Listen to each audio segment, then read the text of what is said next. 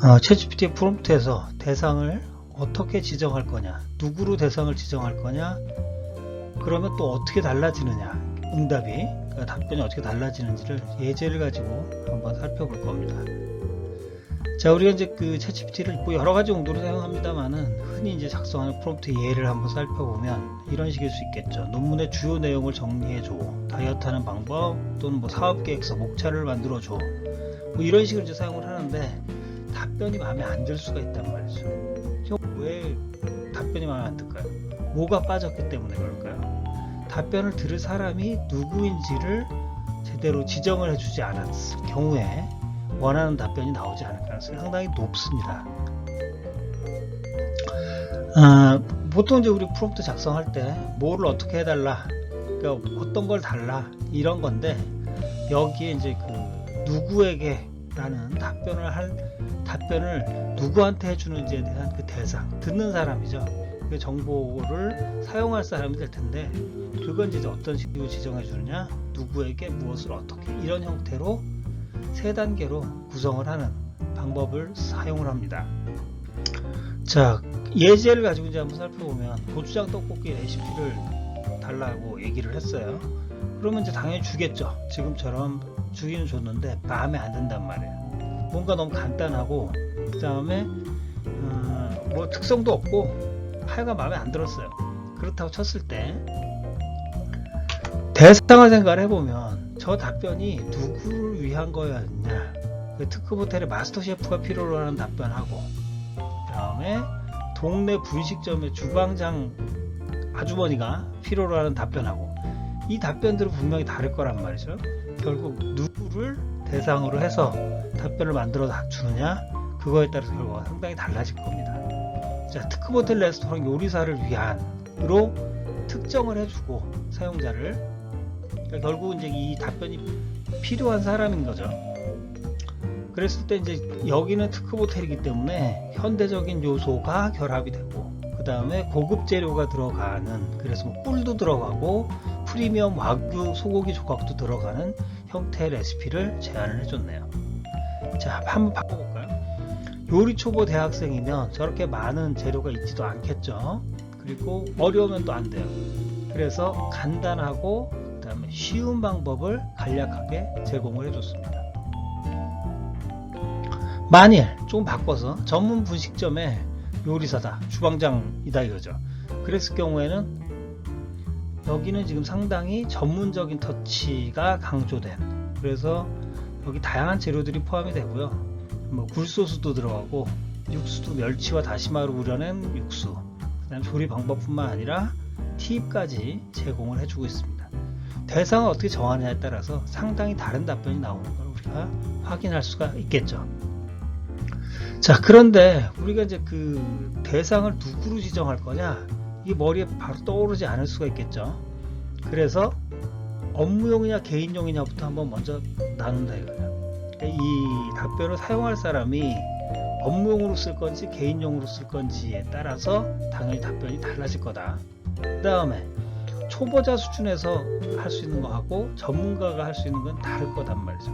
그거에 따라서 답변의 대상자들을 구분을 해보면, 연상을 해보면, 머릿속에 이 구조를 가지고 연상을 해보면 다양한 종류의 대상자, 이 답변을 사용할 사람을 생각해낼 수가 있을 겁니다.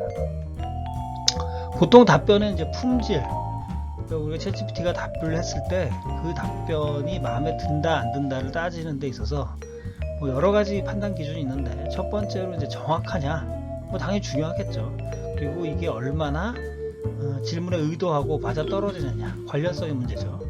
자, 이런 것들이 뭐 전문성이라든지 신속성이라든지 상호작용성, 다양한 것들이 있는데, 이 중에서 대상을 특정하는 지금 우리가 생각해보고 있는 부분은 관련성, 그 다음에 개인화 및 맞춤화, 그러니까 지금 이 문제 그리고 내 상황에 딱 맞아 떨어진다는 측면, 그리고 얼마나 어느 레벨의 전문성이냐, 그거하고 이제 직접적으로 관련이 돼 있겠죠.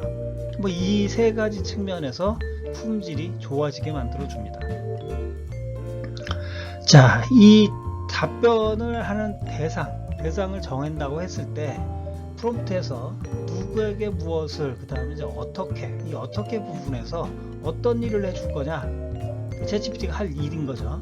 이거를 우리가 그 잘 궁합이 맞는, 이 누구에게를 지정했을 때 궁합이 잘 맞는 그런 이제 그 해야 될 일, 어떻게를 생각을 해보면, 첫 번째로는 설명하라. 자, 누구한테 뭘 설명하라, 누구한테 뭐를 제안하라, 이런 형태로. 그래서 설명하라고 제안하라가 대상을 특정했을 때 상당히 잘 궁합이 맞는 그러한 그 지시사항이 되는 거죠.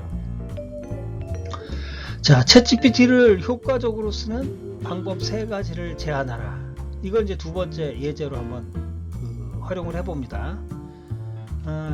제안하라고 하면 명확하고 구체적으로 질문하라, 대화 이력을 활용하라, 그 다음에 다양한 기능과 도구를 활용하라. 이 3가지를 제안을 해줬어요. 이게 나쁜 게 아니고 좋은데, 문제는 이걸로는 흡족하지 않다. 너무 일반적이거든요. 그래서 대상을 특정해 봅니다. 만일 고등학생이면 고등학생이 잘 쓰는 방법, 학습 자료로 쓸 때 시간 관리하기, 토론이나 아이디어를 발전시키기, 이런 용도로 어떻게 사용하라고 설명을 해주고 있죠. 대상이 고등학생으로 특정되어 있기 때문에 이런 결과가 나오는 겁니다. 경영 컨설턴트는, 이분들은 상당히 전문적으로 이제 업무를 보는 사람들이니까 이 사람들이 활용할 수 있는 방법, 시장이나 산업 분석, 전략적 의사결정, 그 다음에 프레젠테이션이나 보고서를 작성하는 것, 이런 것들이 똑같은 이제 그 챗GPT 잘 쓰는 방법 중에서도 이 사람들한테 필요한 건 이런 거거든요. 그래서 이런 얘기를 해주는 거죠. 만일 대학 교수님들이면 이분들은 강의 준비, 교육 자료, 연구, 출판 지원, 학생 평가의 피드백 같이 이 사람들이 해야 되는 맥락 안에서 뭐를 어떻게 하라고 제공을 해주게 됩니다.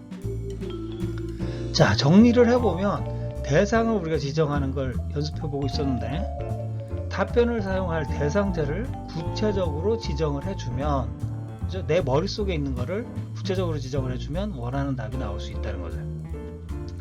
원하는 답이 나오는 건 굉장히 중요한 건데, 문제는 이제 그 대상의 종류를 우리가 떠올리기가 쉽지 않다고 하면, 앞에 방법처럼 전문성의 측면이라든지 이게 업무용이냐 개인용이냐 이런 것들을 연상을 하면 조금 더 대상을 잘 정할 수가 있을 겁니다. 또 그 대상이라고 하더라도 그 대상, 답변을 사용할 사람이 어떤 상황에서 어떤 용도로 쓸 거냐, 이 답변을 그것까지 이제 보충해서 설명을 해준다고 하면 훨씬 더 유용한 답변을 얻을 수가 있겠죠. 자, 누구, 그래서 너는 뭐 천문과학자야, 물리학자야, 또는 뭐 너는 철학자야, 이런 식으로 act as a role이라고 그러는데, 어떤 역할을 챗GPT에게 지정을 해줘서 그 역할에 맞는 답변을 해. 네가 그 전문가면, 대학 교수면 이렇게 설명을 하겠지, 이런 식으로 이제 지정해 주는 게 누구를 지정하는 건데, 뭐 많이 그 알려진 방법이죠. 그리고 이제 많이 이제 권장되고 있어요. 근데 사실은 좋은 답변을 얻는다는 게 사용할 사람의 초점을 맞추면 오히려 더 좋은 답변이 나오는 것 같습니다. 그래서 누가보다 누구에게 초점을 맞추는 거죠. 그래서 여기서 우리가 대상을 특정하는데 집중해서 살펴보고 있었던 겁니다. 기억할 사항은 챗GPT는 오직 대화창을 통해서만 소통을 한다는 거예요. 그 챗GPT 입장에서는 대화창에 아무것도 안 써줬어요. 그러면 일반적인 답이 나오겠죠. 근데 대화창에 이 답변을 들을 사람이 누구야 하고 맥락을 제공해 주면, 그죠? 이 제공하지 않은 맥락은 챗GPT 입장에서는 모르니까 일반적으로 답변할 수밖에 없겠죠. 그래서 우리가 대상을 구체적으로 특정을 해준 것입니다. 여기까지 챗GPT의 프롬프트 엔지니어링, 대상을 특정하는, 대상을 구체적으로 지정하는 방법을 예제와 함께 살펴봤습니다.